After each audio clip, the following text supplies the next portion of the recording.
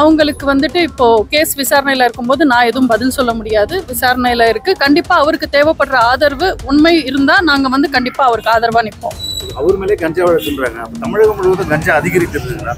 உங்களுக்கு தெரியாதா தமிழ்நாட்டுல இன்னைக்கு கஞ்சா எவ்வளவு வளர்ந்துருக்குன்னு? அந்த கஞ்சா வழக்குல யார் இருக்காங்கன்னு, அவங்க யாருக்கு வந்து சம்பந்தப்பட்டு இருக்காங்கன்னு.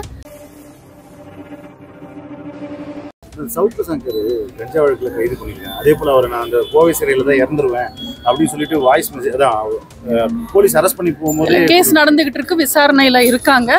அவங்களுக்கு வந்துட்டு இப்போ கேஸ் விசாரணையில இருக்கும்போது நான் எதுவும் பதில் சொல்ல முடியாது. விசாரணையில இருக்கு. கண்டிப்பா அவருக்கு தேவைப்படுற ஆதரவு உண்மை இருந்தா நாங்க வந்து கண்டிப்பா அவருக்கு ஆதரவா நிற்போம். அவர் மேலே கஞ்சா வழக்குன்றாங்க. தமிழகம் முழுவதும் கஞ்சா அதிகரித்திருக்குங்களா? உங்களுக்கு தெரியாதா தமிழ்நாட்டுல இன்னைக்கு கஞ்சா எவ்வளவு வளர்ந்துருக்குன்னு?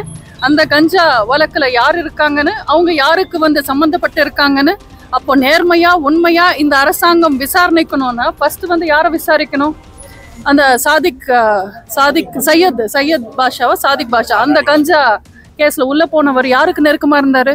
இன்னைக்கு வந்து அமைச்சரா இருக்கிற உதயநிதிக்கும் அவரோட குடும்பத்துக்கும் நெருக்கமா இருந்தாங்க. அவங்களையே விசாரிக்கல. ஏன் 100 கிராமோ 10 கிராமோ இருந்தது இல்ல இருந்ததா சொல்ற சவுக்கு சங்கரை தான் விசாரிக்கணுமா? எவ்வளவோ வந்து குஜராத்தில் பிடிச்சிருக்காங்க, அவரை கையுங்காலுமா பிடிச்சிருக்காங்க. தமிழ்நாட்டில் கண்ணுக்கு முன்னாடி வந்து ஸ்கூல் முன்னாடி, காலேஜ் முன்னாடி, கோவில் வாசல் முன்னாடி எல்லாம் கஞ்சா வித்துக்கிட்டு இருக்காங்க. இதுக்கெல்லாம் விசாரிக்காத போலீஸ் வந்து இந்த விஷயத்துல மட்டும் எதுக்காக?